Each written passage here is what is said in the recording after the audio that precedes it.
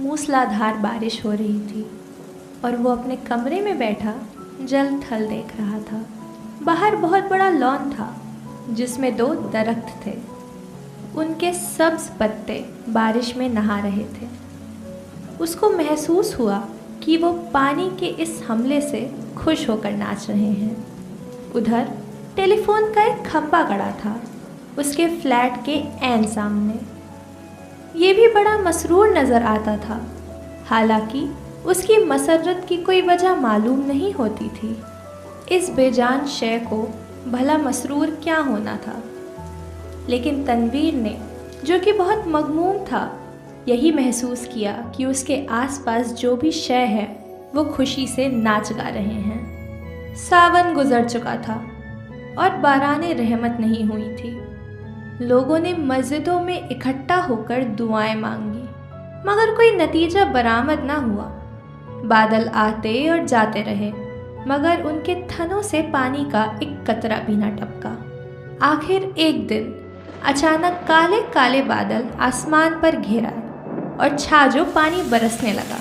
तनवीर को बादलों और बारिशों से कोई खास दिलचस्पी नहीं थी। उसकी जिंदगी चटियल मैदान बन चुकी थी, जिसके मुंह में पानी का एक कतरा भी किसी ने ना टपकाया हो। 2 बरस पहले उसने एक लड़की से, जिसका नाम सुरैया था, मोहब्बत करना शुरू की, मगर एक तरफा मोहब्बत थी। सुरैया ने उसे दरखोर एतना ही ना समझा। सावन के दिन थे, बारिश हो रही थी। वो अपनी कोठी से बाहर निकला, जांघिया पहनकर नहाए और बारिश का लुत्फ उठाए। आम बाल्टी में पड़े थे।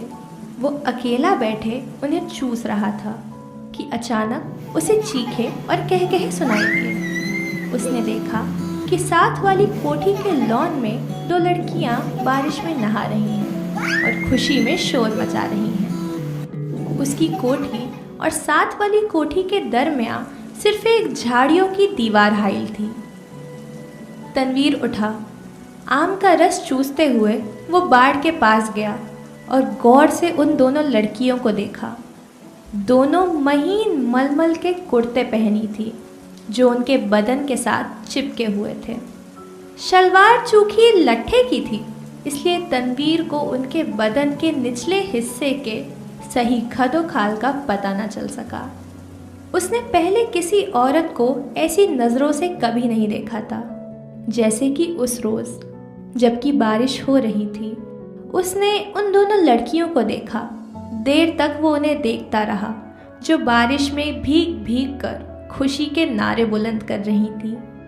तनवीर ने उनको पहले कभी नहीं देखा था, इसलिए कि वो तबन कुछ इस किस्म का लड़का था कि वो किसी लड़की को बुरी नज़रों से देखना गुनाह समझता था। मगर उसने उस रोज़ बड़ी ललचाई नज़रों से उसको देखा ही नहीं, बल्कि उनके गीले बदन में अंगारा बनकर बरमे की तरह छेद करता रहा। तनवीर की उम्र उस वक्त 20 बरस के करीब होगी। ना तजुर्बेकार था। जिंदगी में उसने पहली मर्तबा जवान लड़कियों के शबाब को गीली मलमल में लिपटे देखा तो उसने यूं महसूस किया कि उसके खून में चिंगारियां दौड़ रही हैं। उसने उन लड़कियों में से एक को मुंतखब करना चाहा। देर तक वो गौर करता रहा। एक लड़की बड़ी चंचल थी, दूसरी उससे कम। उसने सोचा शरीर अच्छी रहेगी जो उसके शरारतों का सबक दे सके। उसने उन लड़कियों में से एक को मुंतखब करना चाहा। देर तक वो गौर करता रहा। एक लड़की बड़ी शरीर थी, दूसरी उससे कम। उसने सोचा शरीर अच्छी रहेगी जो उसके शरारतों का सबक दे सके। ये शरीर लड़की खूबसूरत थी। उसके बदन के आज़ा भी बहुत मुनासिब थे। बारिश में नहाती जलपरी मालूम हो रही थी। थोड़ी देर के लिए तनवीर शायर बन गया। उसने कभी इस तौर पर नहीं सोचा था, लेकिन उस लड़की ने, जिसका कुर्ता दूसरे के मुकाबले में बहुत ज़्यादा महीन था, उसको ऐसे ऐसे शेर याद करा दिए जिनको अरसा हुआ भूल चुका था। इसके अलावा रेडियो पर सुने हुए फिल्मी गानों की धुनें भी उसके कानों में गूंजने लगी और उसने बाढ़ के पीछे से ये महसूस करना शुरू किया कि वो अशोक कुमार है, दिलीप कुमार है। फिर उसे कामिनी कौशल और नलिनी जयवंत का ख्याल आया, मगर उसने जब उस लड़की की तरफ इस गरज से देखा कि उसमें कामिनी कौशल और नलिनी जयवंत के खदोखाल नजर आ जाएं, तो उसने उन दोनों एक्ट्रेसों पर लानत भेजी। वो उनसे कहीं ज्यादा हसीन थी। उसके मलमल के कुर्ते में जो शबाब था, उसका मुकाबला उसने सोचा कोई भी नहीं कर सकता था।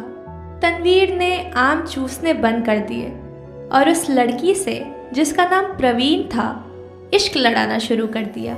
शुरू में उसे बड़ी मुश्किलात पेश आईं, इसलिए कि उस लड़की तक पहुंचना तनवीर को आसान नहीं मालूम होता था। फिर उसे अपने वालिदान का डर भी था। इसके अलावा उसे ये भी यकीन नहीं था कि उसे तनवीर की तरफ खिंचन महसूस होगी या नहीं। बहुत देर तक वो उन्हीं उलझनों में गिरफ्तार रहा। रातें जागता, झाड़ियों की पस्त कद झाड़ के पास जाता, मगर वो नजर ना आती। घंटों वहां खड़ा रहता और वो बारिश वाला मंजर जो उसने देखा था, आंखें बंद करके जहन में दोहराता रहा। बहुत दिनों के बाद आखिर उसको एक रोज मुलाकात का मौका मिल गया। वो अपने बाप की कार में घर के किसी काम की गरज से जा रहा था कि परवीन से उसकी मुठभेड़ हो गई। वो कार स्टार्ट कर चुका था कि साथ वाली कोठी में तनवीर के ख्वाबों की शहजादी निकली। उसने हाथ से इशारा किया कि वो मोटर रोक ले। तनवीर घबरा गया। हर आशिक ऐसे मौक़ों पर घबरा ही जाया करता है। उसने मोटर कुछ ऐसे भेंडे अंदाज में रोकी कि उसको ज़बरदस्त धचका लगा। उसका सर जोर से स्टीयरिंग व्हील के साथ टकराया, मगर उस वक्त वो शराब के नशे से ज़्यादा मखमूर था। उसको उसकी महबूबा ने खुद मुखातिब किया था। परवीन के होठों पर गहरे सुर्ख रंग की लिपस्टिक थुपी हुई थी। उसने सुर्ख मुस्कुराहट से कहा, माफ फरमाइएगा, मैंने आपको तकलीफ दी। बारिश हो रही है, तांगा इस दूर दराज जगह मिलना मुहाल है और मुझे एक ज़रूरी काम से जाना था। आप मेरे हमसाए हैं, इसलिए आपको ये जहमत दी। तनवीर ने कहा, जहमत का क्या सवाल पैदा होता है। मैं तो उसकी ज़बान लड़खड़ा गई। आपसे मेरा तारुफ तो नहीं, लेकिन आपको एक बार देखा था। परवीन अपनी सुर्ख मुस्कुराहट के साथ कार में बैठ गई और तनवीर से पूछा, आपने मुझे कब देखा था? तनवीर ने जवाब दिया, आपकी कोठी के लॉन में, जब आप और आपके साथ एक और लड़की बारिश में नहा रही थी। परवीन ने अपने गहरे सुर्ख लबों में से चीखनुमा आवाज निकाली, हाय, आप देख रहे थे? ये गुस्ताखी मैंने जरूर की, इसके लिए माफी चाहता हूँ। परवीन ने एक अदा के साथ उससे पूछा, आपने क्या देखा था? ये सवाल ऐसा था कि तनवीर उसका जवाब नहीं दे सका। आए बाएं शाय करके रह गया। जी कुछ नहीं, बस आपको, मेरा मतलब है कि 2 लड़कियां थीं जो बारिश में नहा रही थी और खुश हो रही थी। मैं उस वक्त आम चूस रहा था। परवीन के गहरे सुर्ख लबों पर शरीर मुस्कुराहट पैदा हुई। आप आम चूसते क्यों हैं? काट कर क्यों नहीं खाते? तनवीर ने मोटर स्टार्ट कर दी। उसके समझ में ना आया कि इस सवाल का क्या जवाब दे। चुनाचे वो गोल कर गया। आपको मैं कहाँ ड्रॉप कर दूं? परवीन मुस्कुराई। आप मुझे कहीं भी ड्रॉप कर दें, वही मेरी मंजिल होगी। तनवीर ने यूं महसूस किया कि उसे अपनी मंजिल मिल गई है।